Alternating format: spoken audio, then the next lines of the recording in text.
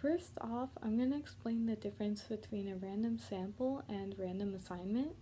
So, a random sample is out of your population who you are studying, you have to pick the people who are going to participate in your study randomly.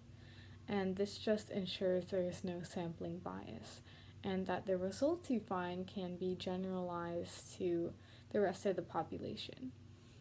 But the random assignment is that the people within your sample are randomly assigned their group. So they're randomly either put in the experimental group or the control group.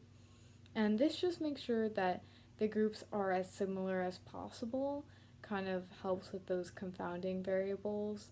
And the best way to make the group similar is to make them random. Yeah, so if you kind of imagine random assignment, like getting a random assignment at school, like passing out papers that either say like group A or group B, it's like a random assignment that you're getting. Yeah, you're assigned randomly to whichever group.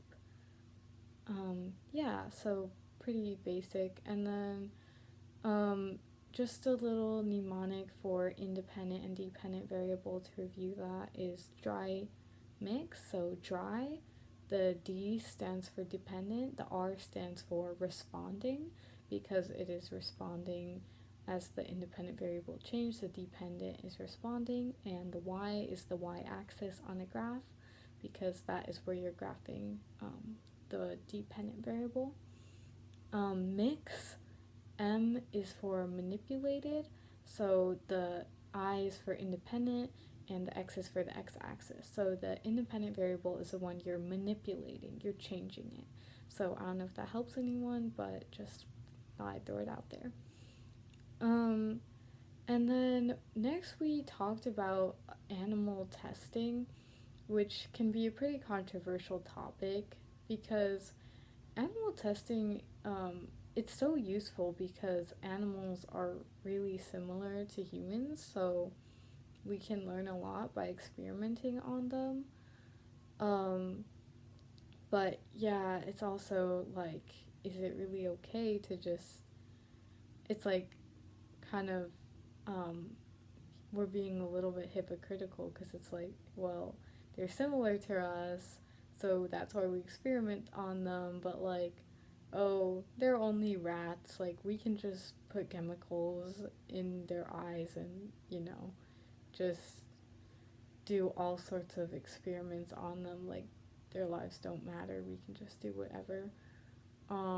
So yeah, I mean, they're similar to us, that's why they're useful, but how should we be treating them while we're doing experiments? So, yeah, and if you actually think about it, like, animal testing seems like really, really horrible, but actually, we like consume so many animals just in daily life. Like, there's billions of animals that are just being raised for this whole purpose of being killed. So it's like, huh.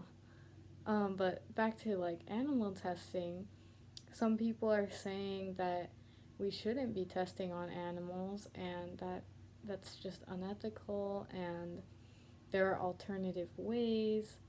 But others say that animal testing is like really important and we've learned so much from it.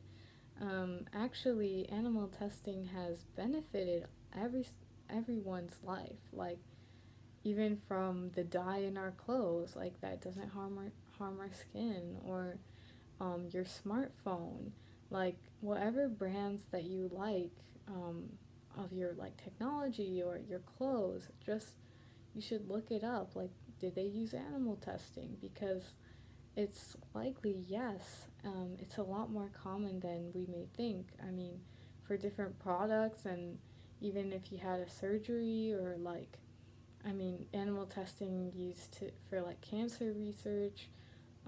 There's lots of different ways that animal testing is used because, yeah, animals are really similar. Humans are animals. So that kind of brings me to a question. are humans more important than animals, or are humans superior to animals? And that's kind of like a key point here. But it is true that this animal testing is like super useful, and it's very important, and it's not really going to go away because it's very useful.